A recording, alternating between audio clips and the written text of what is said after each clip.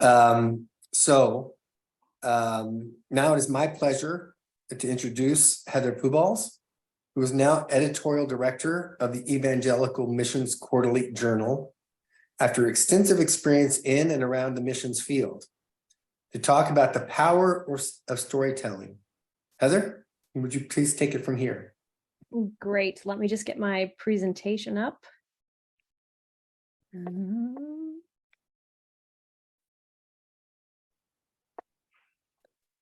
I seem to be having a problem getting my presentation up. All of my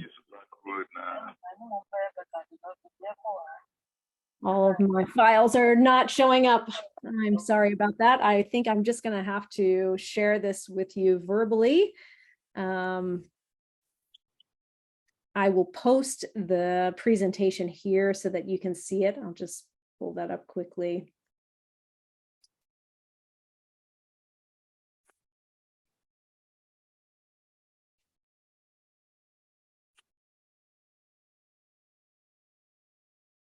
All right, you should have the PowerPoint up on your chat panel so you can see that. But I'm just going to go ahead and go through it since I'm not able to pull it up on my share screen. As Lee was sharing, my name is Heather Pubols. I'm the editorial director for Evangelical Missions Quarterly. I'm also the founder of Leitmotif, a ministry that helps organizations and networks tell their stories more effectively. Over the years, Chris and I have had several conversations specifically about when mission researchers try to share their data. A lot of times leaders don't seem to get it.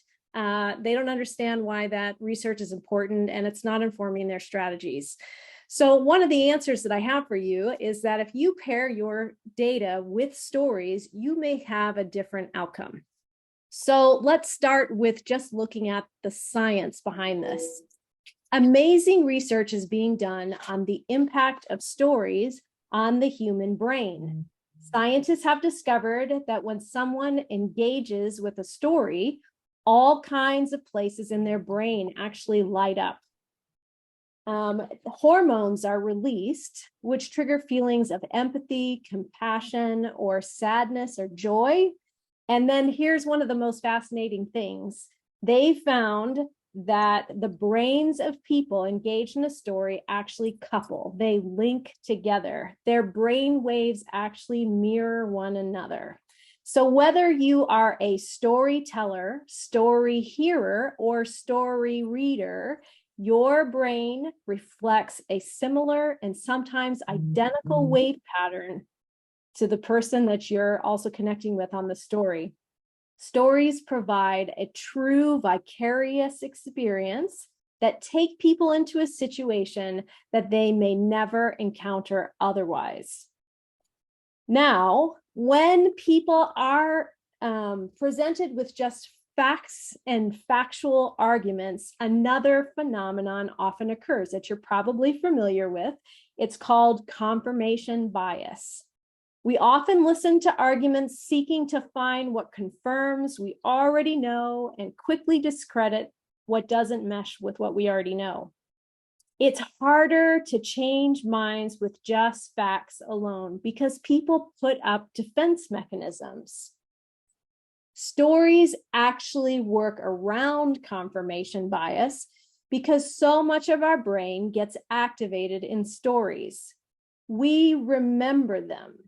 Chemical processes help lower our defenses, and the connection we feel to the story changes our thinking and feeling, and that in turn can impact our behavior. So just knowing some of the science, it's not surprising that God uses stories as a primary vehicle in Scripture. Psalms 96:3 says, "Publish his glorious deeds among the nations. Tell everyone about the amazing things that he does." And I think we can see that when we tell stories, I think Jenny's trying to share the screen here. Anyway, I'll just keep going here. Good. Thanks, Jenny. Thanks for pulling up my presentation. when we share stories, storytelling was not just for the authors in the Bible. It is also for us. We can keep going, Jenny, to the next slides here. So yes, biblical storytelling offers a model we can use to tell the continuing story of what God is doing right now.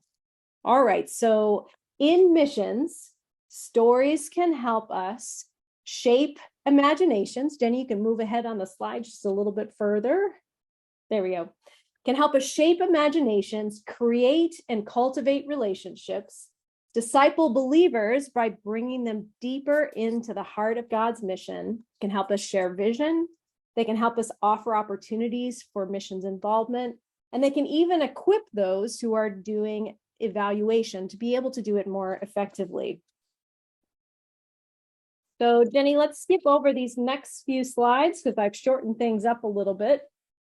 You can pass this one as well and keep going. Keep going, next slide. Excellent. Okay, so what are your stories? Keep going, next slide there. The best stories are narrative examples of well-researched data that match with strategies. So this is how you can get your audience to actually move on the things that you research and the strategies you're wanting to communicate. But how do you discover what these stories are? Many of you are aware of research that shows the movement of unreached people groups, often from closed countries to open ones. I do not have that data in front of me, but I know that many of you here are aware of what those specific facts and figures are. Well, in 2015, the organizations I was working with wanted to do more work with diaspora peoples. We needed stories that demonstrated the data and matched this organizational strategy. When the refugee crisis around that time exploded in Europe, millions of people from closed countries were leaving their nations and entering countries where sharing the gospel was not illegal. I was living in Germany and I began to research for potential articles that would link the work of these organizations to this very topic. I learned about a man who was working for one of the organizations who came to Europe as a refugee more than a decade before the crisis. You can leave it right there, Jenny, thank you. Fearing for his life, he fled from his home country in West Asia and entered Europe illegally. His story echoed refugees' experiences at that time. On top of that, his refugee journey included a significant encounter with one of the organizations. It changed the direction of his life and engaged him in work that connected him to those refugees who were fleeing to Europe in 2015. For our purposes, this was a perfect story because it demonstrated both that research about diaspora peoples and new organizational strategies. So here's the story. I'd like to read it to you. From atheism to Bible translation. The names in the story have been changed for the safety and protection of the people featured, as well as the work that they do. You can go to the next slide, Jenny. Reza grew up in an Islamic nation, but never personally embraced the majority religion of his home country. In university, he vocally declared himself an atheist. His viewpoints caught the attention of the police, and that led to his arrest. After 3 months in prison, he returned to his parents' home with a bruised face. Soon after, he fled to Germany, becoming a refugee. He took a job in a fast food restaurant where he met other refugees. One of his refugee co-workers, Arif, boldly shared about his faith in Jesus with Reza nearly every day for 2 years. One night, a restless Reza left the crowded refugee camp where he was staying to search for somewhere else to go. He saw a sign advertising a church prayer meeting. We could skip ahead a couple of slides there, Jenny. Out of curiosity, he decided to check it out. Upon arrival, he was surprised to see Arif, his Christian friend from work. Arif told Reza that the group had actually just prayed for him. That night, Reza made a decision to follow Jesus. Around the same time, Reza met Robert, a Wycliffe staff member working to translate the Bible with refugees who speak elegant. This language is spoken by millions in Reza's home country. Robert invited Reza to participate in the project, and Reza agreed. Today, Reza is the project manager for the Elegant translation. Together, the team has translated the Gospel of John, the book of Acts, the story of Joseph, and the story of Abraham. Other scripture portions are in progress. And Reza says that his work is sustained by his vision to see more people from his country know and experience God just like he did. Jenny, you can go to the next slide. You can find more of this story online at the address on your screen. You can leave it there for now, Jenny. Reza's story provided a real-life example of the data revealed in research. It also demonstrated an organizational strategy, wanting to do more work with diaspora peoples. When I was working on the story you just heard about Reza, go ahead, go to the next slide, Jenny. I went to colleagues and I specifically asked them, what's an example of how our organization is working with Muslim diaspora communities in Europe?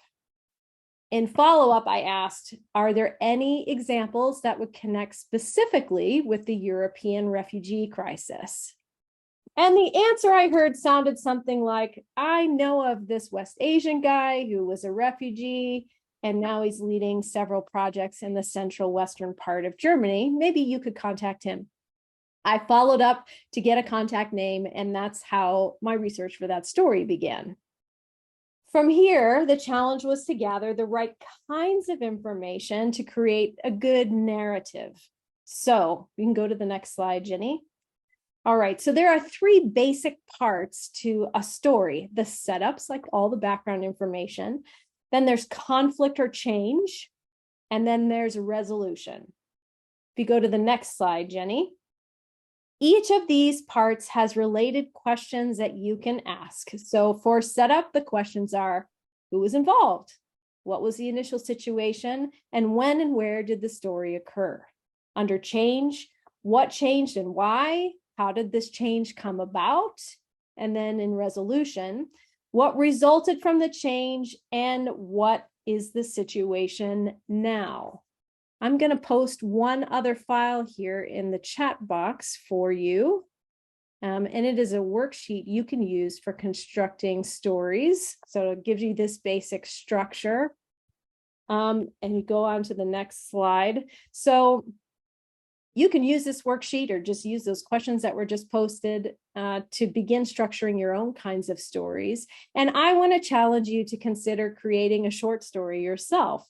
Think about some data that you want to communicate, and especially your research has been hard to have other people get.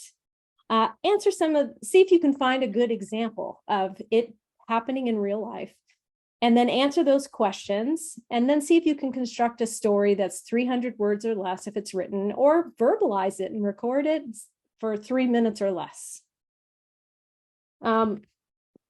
And if you're interested, you can go ahead to the next slide, Jenny. If you're interested in connecting with me further, my email address is up on the screen. I'd love to have you participate in a webinar so you can go deeper in this area. I'll provide that. Just send me an email and tell me if you're interested. And just to conclude, by pairing your research with stories, you can help people quickly capture why your research matters and how to apply it. Thank you very much. Thank you, Heather, for that great introduction on how we can use stories to tell our stories better. And